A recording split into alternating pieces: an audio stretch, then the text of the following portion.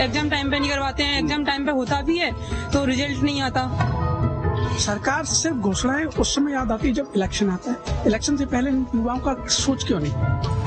ये जो घोटाले हो जा रहे हैं सबसे ज्यादा कि इससे जो प्रतिभा है देश की उस पे ठेस पहुंच रहा है।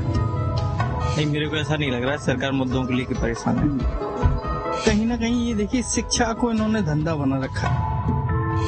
मध्य प्रदेश में विधानसभा के चुनाव होने वाले हैं। ऐसे में हर वर्ग और हर उम्र के लोगों की अपनी अलग चाहत होती है कि सरकार इस बार कुछ ऐसा करे जो उनके अपने हितों में हो। लेकिन छात्रों के बारे में क्या वाकई में कोई सोच रहा है और छात्र इस चुनाव से क्या कुछ सोच रहे हैं? क्या ऐसे मुद्दे हैं जो आम लोगों के साथ साथ छात्रों को ज्यादा प्रभावित करते हैं और क्या ऐसी समस्याएं हैं जिनसे छात्र छात्राएं परेशान हैं? ये जो देख रहे हैं मेरे साथ, इसमें ज्यादातर वो स्टूडेंट हैं जो कॉम्पिटिटिव एग्जाम की तैयारी कर रहे हैं, कोई पीएससी की, कोई दूसरे एग्जाम की तैयारी कर रहा है। मैं इनसे बात करूंगा और जानूंगा कि स्टूडेंट चाहता क्या है इस प्रदेश का, छात्र इस प्रदेश में कैसी सियासत चाहते हैं, कैसा नेता चाहते हैं और कैसी सरकार चाहते हैं। मैं इनसे बात करूंगा और जानने की कोशिश करूंगा कि आने वाले चुनाव में जो भी सरकार बने वो क्या करे, पहला काम क्या होना चाहिए। क्योंकि अक्सर स्टूडेंट से हम ये सुनते रहे हैं कि बेरोजगारी बहुत है, नौकरी नहीं मिलती, तमाम प्रतियोगिता परीक्षाएं होती हैं, समय पर नहीं हो पाती। सबसे पहले सर मैं आपसे ये जानना चाह रहा हूँ कि विधानसभा का चुनाव होने जा रहा है, मध्य प्रदेश के भविष्य का चुनाव है, आपको दिख क्या रहा है? क्या वाकई में स्टूडेंट्स के हितों का ध्यान रखा जा रहा है? सर अभी तक जो भी सरकारें आई हैं वही मध्य प्रदेश में जो भी MPPSC और भी एग्जाम हो रहे हैं तो नियमित तरीके से नहीं होते थे और जो भी होते थे परीक्षा में गड़बड़ी होती थी। अब व्यापम से लेकर PSC तक हर परीक्षा में वो पेपर तरीके से नहीं बनाना और रेल टाइम से नहीं निकालना, ये बड़ा मुद्दा था। बहुत दूर से हमारे स्टूडेंट होते हैं जो आते हैं यहाँ पर तैयारी करने के लिए, पर एक नॉर्मल फैमिली से आते हैं, उनको रहने के लिए माँ बाप खर्चा उपलब्ध नहीं करा पाते हैं। एक लंबी प्रक्रिया हो जाती थी इसमें। बिल्कुल लंबी प्रक्रिया होती है, मैं समझ गया आपकी बात को। आप लोगों से जिससे भी बात हो जाए वो जाइएगा नहीं, रुके रहिए, क्योंकि सवाल कहीं भी किसी से भी पूछा जा सकता है। मैडम ये जानना चाह रहा हूँ आपसे, इस समय मध्य प्रदेश में आपको मुद्दा क्या लग रहा है? आप भी देखती रहती होंगी, टीवी अखबार पढ़ती रहती होंगी, नेता जो कुछ भी कर रहे हैं क्या मध्य प्रदेश के हित में हो रहा है? तमाम तरह की घोषणाएं हो रही दोनों तरफ से।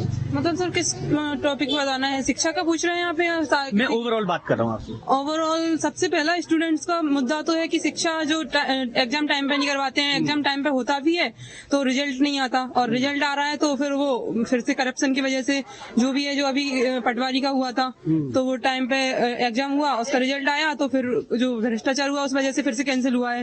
तो 3-3 साल तक स्टूडेंट तैयारी कर रहे हैं। ऐसे अभी मैं भी SI के एग्जाम के लिए तैयारी कर रही थी, फिर अभी 5-6 महीने हो गए उसके कोई वैकेंसी का आता पता नहीं है, तो फिर मैं PSC करने लगी, PSC आ गई बीच में। तो मतलब स्टूडेंट का कोई एक गोल वो निर्धारित नहीं कर पा रहा है। अगर एग्जाम टाइम पे हो तो स्टूडेंट उस हिसाब से तैयारी कर पाए अपना। बिल्कुल, स्टूडेंट का गोल इसलिए निर्धारित नहीं हो पा रहा क्योंकि सरकार और परीक्षा कराने वाले डिपार्टमेंट अपनी तारीख ही निश्चित नहीं कर पा रहे हैं, कब कहाँ कौन सा बदलाव हो जाए। सर मैं ये जानना चाह रहा हूँ आपसे, इनकी बातों से मुझे ऐसा लगा कि स्टूडेंट वाकई में परेशान है। आपको लग रहा है कि सरकार भी मुद्दों को लेकर परेशान है? नहीं, मेरे को ऐसा नहीं लग रहा है सरकार मुद्दों को लेकर परेशान है, क्योंकि अगर सरकार ऐसा चाहती तो सरकार उसके लिए वर्क करती, जो कि अभी 0 चल रहा है। सरकार को करना ये चाहिए कि तारीख, एक तो मैडम ने जैसा बताया, तारीख एकदम निश्चित होना चाहिए, और जो भी क्रियाएं हैं, परीक्षाओं की क्रिया हो गई या रिजल्ट की क्रिया हो गई, उनमें एकदम पारदर्शिता होना चाहिए, जो कि अभी बिल्कुल भी नहीं है। पारदर्शिता, मैं आपसे भी बात करूंगा, आपसे भी करूंगा, जरा मैं इधर बात कर लूँ स्टूडेंट से। आप इधर आ जाओ, आगे आ जाओ। मैं ये जानना चाह रहा हूँ कि इस समय मध्य प्रदेश में विधानसभा के चुनाव होने जा रहे हैं, आने वाली सरकार किसी की भी बने, उन्हें पहला काम क्या करना चाहिए? अभी तो जैसे देखिए देश के जो भविष्य होते हैं वो छात्र होते हैं, तो हम तो यही कहेंगे कि छात्रों पे ध्यान दिया जाए। जैसे कि जो डीले हो जाती हैं बहुत सारी एग्जाम में और ये जो घोटाले हो जा रहे हैं सबसे ज्यादा कि इससे जो प्रतिभा है देश की उस पे ठेस पहुंच रहा है। तो ये घोटाले को रोका जाए और सरकार से ये भी अपील रहेगी कि कुछ ऐसे मतलब युवाओं के कौशल को डेवलप करने के लिए जो स्किल्स डेवलपमेंट कुछ ऐसी मतलब कुछ योजनाएं लाएं, उनसे अपील है। क्योंकि अक्सर हम देखते हैं कि जो योजनाएं आती है वो तब आती है जब चुनाव आने वाले हों और उसके बाद। बहुत अच्छी बात कही है इन्होंने। इनका ये कहना है कि घोटाले हो जाते हैं और इस देश का भविष्य का निर्माण तो युवा ही करता है। युवा शक्ति संगठन से जुड़ने की कोशिश करती है, राजनीतिक दल जोड़ते हैं, छात्रों के बलबूते पे सियासत होती है, लेकिन छात्रों के लिए कुछ हो नहीं पाता। आपको भी कुछ ऐसा ही लगता है क्या? देखिए, जो अपने यहाँ का स्टूडेंट है या फिर छात्र जो भी आपका है, वो भारत की सबसे बड़ी सॉफ्ट पावर है। सॉफ्ट पावर से मतलब आप कहीं भी देखो, विदेश में या फिर कहीं भी किसी भी क्षेत्र में देखिए, सॉफ्ट पावर की इतनी अहमियत हो गई है। और सबसे ज्यादा इसमें हमने योग और युवा, बड़ी बड़ी मल्टीनेशनल कंपनी है, उसमें सारे भारतीयों का प्रतिनिधित्व है। जो वहाँ पे जो यहाँ से IIT JEE करके जाता है वो बाहर जाके जॉब पा रहा है। तो इसको निरंतरता बनाए रखने के लिए इसमें एक प्रगतिशील एक विचार और प्रगतिशील सरकार की जरूरत पड़ेगी। बिल्कुल, मैं समझ गया आपकी बात को। एक प्रगतिशील सरकार की जरूरत पड़ेगी। मैं आपके पास आऊंगा, मैं इधर जरा बात कर लूं। मैं ये जानना चाह रहा हूं कि एक बहुत बड़ा सवाल आया सामने से कि जो भारत में पढ़े, चाहे वो IITian हो या और बड़ी पढ़ाई करके गए हो, विदेश चले जाते हैं, इसके मायने आपको क्या लगते हैं? सर, कहीं ना कहीं ये देखिए, शिक्षा को इन्होंने धंधा बना रखा है। आज अगर अपन बात करेंगे तो जितने भी घोटाले होते हैं, ये नेताओं के कॉलेज होते हैं, रिजल्ट्स निकाले जाते हैं, क्योंकि इन पे कार्रवाई आज तक नहीं की जाती। ऐसे कॉलेजों को बंद होना चाहिए कायदे से। सभी स्टूडेंट्स को पूछ लीजिए, जो अभी आपने देखा पटवारी भर्ती में जिस तरीके कॉलेज थे, वो सारे नेताओं के कॉलेज हैं। क्योंकि शिक्षा का ये नहीं कहते, शिक्षा को सरकारी संस्थान क्यों नहीं ओपन किए जाते, क्योंकि जो प्राइवेट कॉलेज है सब इनमें सेंटर दिए जाते हैं। कहीं ना कहीं गलत होता है। बेचारा जो स्टूडेंट मैं समझ गया आपकी बात को। परीक्षाएं निर्धारित करते समय कहीं न कहीं लापरवाही और अनदेखी होती है। मैं ये जानना चाह रहा हूँ आशीष जी आपसे, आप एक वकील भी हैं, युवा भी हैं और भविष्य को भी देख रहे हैं। मध्य प्रदेश के भविष्य का निर्माण होने जा रहा है और मध्य प्रदेश में कहाँ कौन परेशान, कौन क्या अच्छा, कौन क्या बुरा, कुछ तो लग रहा होगा आपको। एक महत्वपूर्ण हिस्सा है, युवा जो है वो एक महत्वपूर्ण हिस्सा है और उस पर ध्यान देना परम आवश्यक है। वो बच्चा जो तैयारी करता है, किसी भी चीज की करता है, उसके बाद पता लगता है कि एग्जाम कैंसिल हो गए या एग्जाम में घोटाला हो गया, तो कहीं ना कहीं वो डिप्रेशन की ओर जाता है। इसके लिए चिंता करना आवश्यक है। सरकार सिर्फ घोषणाएं उस समय याद आती है जब इलेक्शन आता है। इलेक्शन से पहले युवाओं का सोच क्यों नहीं, जबकि महत्वपूर्ण हिस्सा है। बिल्कुल, मैं समझ गया आपकी बात को, महत्वपूर्ण हिस्सा है। आप मुझसे कोई बोलना चाहेगा? आप बोलना चाहेंगे? अच्छा, आप बोल दीजिए। मैं ये जानना चाह रहा हूँ, जो पार्टियां हैं, राजनीतिक दल हैं, ये अक्सर ये सोचते हैं कि युवा हमारे साथ जुड़े और युवा राजनीति करे, सियासत करे, आगे बढ़े, लेकिन युवा तो सब परेशान है। हाँ, फिर हो क्या रहा है?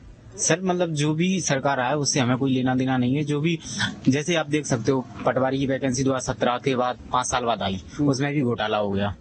5 साल इंतजार करना पड़ा, फिर भी घोटाला हो गया। MPSI की वैकेंसी 2017 में आई, उसके बाद अभी तक कोई सुनवाई नहीं है उसकी। तो मतलब जो वैकेंसी वगैरह है टाइम टू टाइम निकालें और जो घोटाला वगैरह वो एकदम बंद हो जाए, यही कहना चाहूंगा सर। बिल्कुल, बहुत अच्छी बात कही आपने। देखिए, एक बात तो पता चल रहा है मुझे कि पटवारी की परीक्षा ने छात्रों को इतना बड़ा धक्का दिया है कि हर किसी की जुबान से पटवारी की बात आ रही है। और तमाम ऐसी परीक्षाएं, देखिए घोटाले बहुत हुए हैं मध्य प्रदेश में, CBI तक की जांच हुई है, लेकिन अभी तक छात्र छात्राओं के साथ न्याय नहीं हो पाया। मैं आपसे जानना चाह रहा हूं कि अगर कोई सरकार बनती है और आप लोग वोट डालने जाते हैं तो क्या सोच के मतदान करेंगे, क्या सोच के अपना प्रतिनिधि, अपनी सरकार चुनेंगे? यही सोचेंगे कि फ्यूचरिस्टिक बेस्ड पे मतलब ज्यादा से ज्यादा वैकेंसीज आए और मोस्टली जैसे कि 2-3 चीजें हैं ऐड करने को, जैसे कि एज में रिलैक्सेशन होना चाहिए पहला, और दूसरा ये कि मतलब वैकेंसी जो होती हैं वो थोड़ी प्रायोरिटी ज्यादा हो, क्योंकि यूथ मतलब कि स्टेज में जो स्टेज जैसे कि एज है ना, प्यूबर्टी की जो एज होती है, कैंडिडेट्स जो एज होती है उसकी वैकेंसीज थोड़ी इंक्रीज हो। मध्य प्रदेश में पिछले कुछ सालों से लगातार ये देख रहे हैं कि जो रिटायरमेंट की उम्र है वो बढ़ती जा रही है। इसका कोई प्रभाव छात्रों के भविष्य पे पड़ रहा है मैडम? सर बिल्कुल पड़ रहा है। जैसे कि अभी आपने देखा कोरोना की वजह से, कोरोना आया तो उसमें हम लोगों ने एग्जाम नहीं दे पाया। वैकेंसी थी लेकिन एग्जाम नहीं दी। उसकी वजह से कुछ छात्र ऐसे हैं जो जिनकी एज निकल चुकी है एग्जाम देने की। तो इसकी वजह से मुझे ऐसा लगता है कि इनकी जो, जैसा कि भैया ने बात की, एज रिलैक्सेशन होना ही चाहिए। और अगर आप पूछो कि एग्जाम में क्या दिक्कतें आ रही हैं, तो सर व्यापम की बात ले लो या MPPSC की बात ले लो। पहली बात तो इनका कैलेंडर क्लियर नहीं होता, एग्जाम की साइकिल क्लियर नहीं होती है। तीसरी बात ये है कि इनका सिलेबस फिक्स नहीं है, जो सिलेबस देते हैं उसमें से उसमें से क्वेश्चंस नहीं आते, और क्वेश्चंस भी देते हैं तो सर वो बिल्कुल ही मतलब अगर इनकी आंसर की बात करते हैं हम, तो बिल्कुल ही अलग आंसर दे के रखते हैं, तो इनकी उसमें भी बहुत ज्यादा प्रॉब्लम।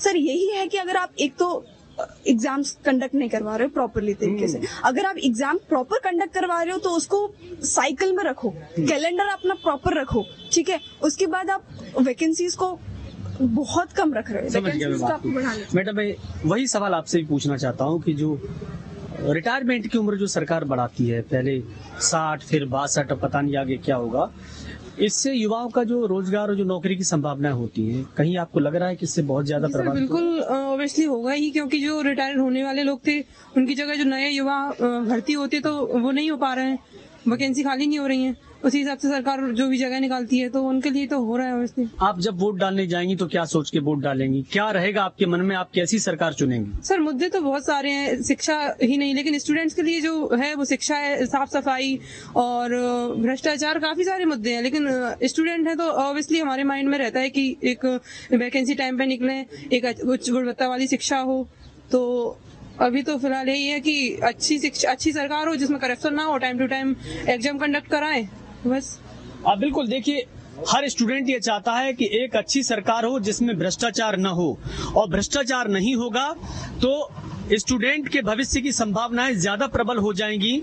स्टूडेंट ये चाहता है कि उनके हितों का ध्यान रखा जाए। स्टूडेंट चाहता है कि देश की युवा पीढ़ी आज तरक्की कर रही है, विदेशों में अपनी सेवाएं दे रही है, लेकिन भारत में उनकी सेवाओं का कोई भी मूल नजर नहीं आ रहा। ऐसे में जरूरी है कि स्टूडेंट जब मतदान करेगा तो उसके मन में यही रहेगा कि एक ऐसी सरकार हो जो कम से कम भ्रष्टाचार से मुक्त हो और छात्रों के हितों का ध्यान रखे।